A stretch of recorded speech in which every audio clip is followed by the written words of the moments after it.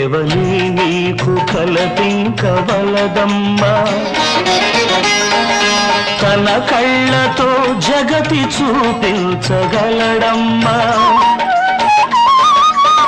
కళ్ళు లేవని నీకు కలపింకవలదమ్మా తన కళ్ళతో జగతి చూపించగలడమ్మా